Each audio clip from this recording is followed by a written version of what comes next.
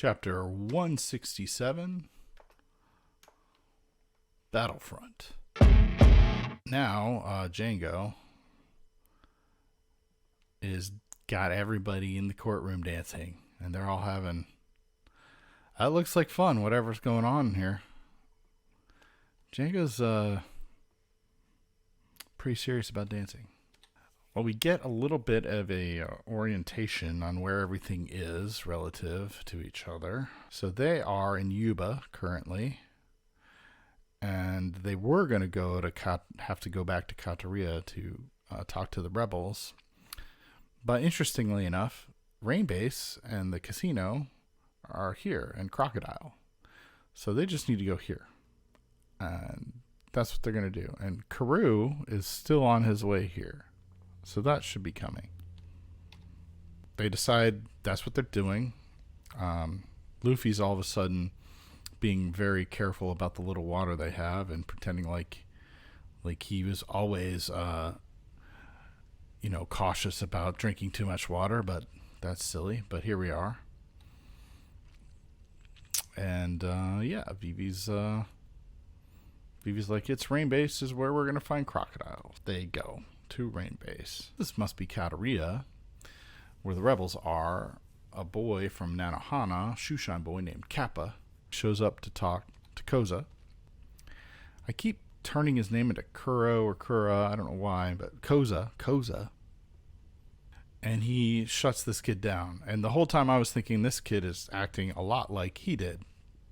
Which after he turns him away and tells him this is not a place for kids and not a fight for kids, get out of here, he ends up admitting that he did that because, and it makes him mad, the boy makes him mad because it reminds him of himself and he feels like he hasn't really changed. So that's what that's all about. As soon as they have enough weapons, they're ready to do an all-out attack on Alabarna, which is where the king and the palace is.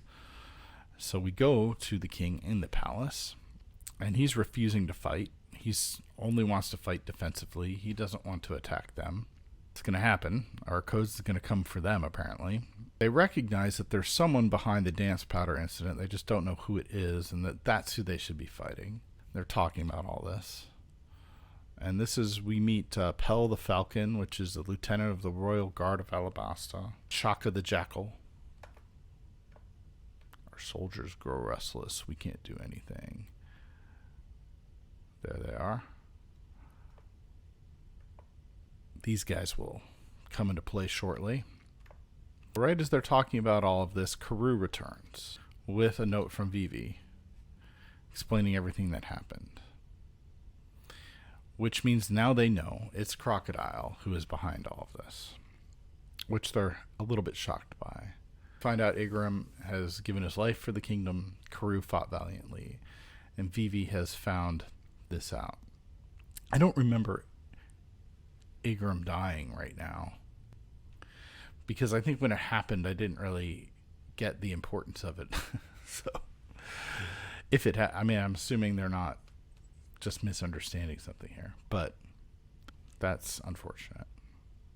They think Karoo's wings hurt, but it's just wrapped so they know he's not a clone, even though I don't think he got touched, but he's got the wrap to prove he's not a clone.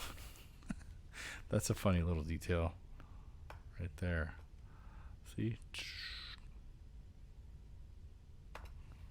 Anyway, so now that the king knows this, he is 100% on board with just get our armies ready, we're attacking Crocodile.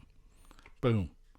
So once again, once he's got the right information, I like Vivi's father, put it that way. He was being very careful, only willing to fight defensively. Once he knows who the actual, for sure, who the person is, who the person responsible is, then he's going to go deal with it. That is, and he's not trying to just fight anybody and anybody who might have been involved. I appreciate this. I wish this happened in real life more often. There's talk about whether or not it's a good idea, but mostly the king is resolved to take Crocodile out. Fighting the rebels is pointless. It's actually what Crocodile wants them to do. He gets it completely. We march at dawn. So now we're having Luffy and company come up to Rain Base from the south, while simultaneously we're going to have the king and the royal army coming from the east, so coming west towards Rain Base. And then meanwhile, the rebels are going to be coming to Arabasta from the south. So it'll be interesting to see how this plays out. It's the end of that chapter. So chapter 168, Rain Base, the City of Dreams. Django getting acquitted after all the dancing. Acquittal by feeling the beat. Full body demoted for standing up for him.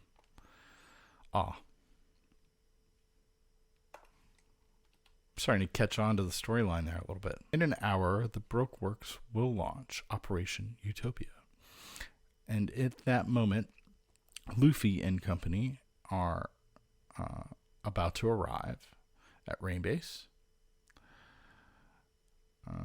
There's something about Usopp with a climate baton, so that may come into play, but they realize, like, they probably know they're coming. They know what they look like. They might as well just go straight for Crocodile because there's no time to do anything fancy. That being said, they, for some reason, send Luffy and Usopp to go get them water, and they just happen into the restaurant that Smoker and Ishigi, I don't remember, happen to be in. And Luffy and Usopp guzzle down a bunch of water and spit a bunch of it in Smoker and Ishigi's face, if I have her name right. Yeah. So they run back to the group, but of course Smoker is following them. And they run, and they realize they need to get to Crocodile, so they just try to split up to and meet back up at the casino while they're running. A bunch of stuff happens here. Read through it yourself. No. Sanji gets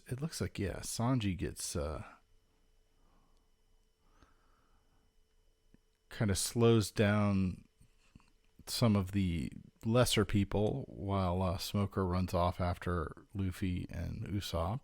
Eevie's off on her own here, and Zoro's off on his own, and he runs into, I think her name's Ishigi, but the one that looks like his rival from the past, Sergeant Tashigi, there it is. Tashigi. Yashigi, I almost had that right. Jeez. He realizes he can't fight her because she looks like the girl that was his rival.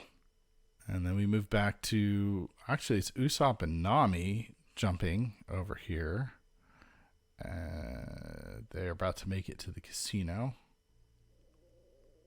They meet up and they get into and it looks like they're about to get into the casino, and that's when Crocodile is informed that they are arriving. He tells Miss Merry Christmas, or whatever her name is, to go greet those fools, and that's the end of the chapter. Chapter 169, The Kingdom's Strongest Warrior. Meanwhile, we have Django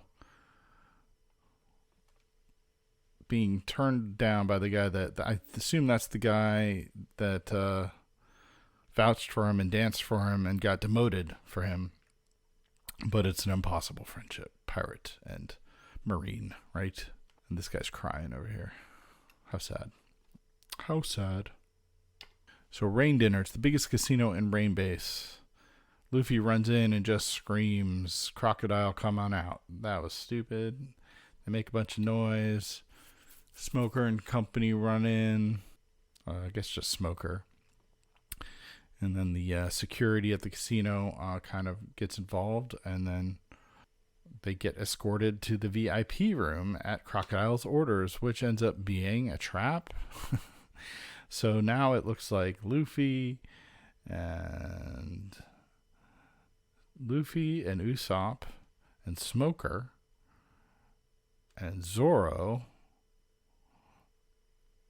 and Nami, are all together in a room. That's who's in here. Learn a little bit of something about a item that's on Smoker's pole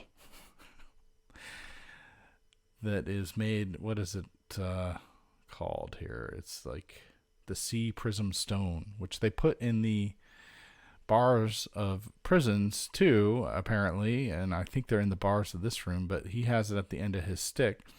So if he pins someone who's got the devil fruit, like Luffy, to the ground, he feels like he's, drowning in the ocean, or he just gets weak. So it's like his kryptonite. And they kind of a little bit of an altercation, but then they have a bigger problem because they've been lowered into Crocodile's lair, so to speak, and he's going to kill them all, apparently. That's his plan. But he needs the guest of honor, apparently, who's Vivi, I'm sure, and he's about to get her, but Vivi's out here fighting. She put up a good fight. She used to be part of them, right? Miss Wednesday. The Baroque Works did defeat her here, although they didn't really hurt her. And as they're about to take her, apparently a falcon comes in. And a falcon with a machine gun. Who is Pell, right? That's Pell the Falcon, who we just met last chapter or so. Which means the royal army is about to arrive. And Pell brings her to safety. And I guess he's one of the flying devil fruits. Tweet, fruit, falcon type. One of only 5. Anyway, they can't hit him. He moves around too fast. Apparently, he's Alabasta's greatest warrior. And he's got some sick moves. Miss All Sunday is going to try to fight him, though. And he asks Vivi, are these the people who want to destroy our country? And that's the end of the chapter. So, for the next probably 3 chapters or so, go here, like and subscribe. Thank you. Really, thank you for watching if you're watched all the way here.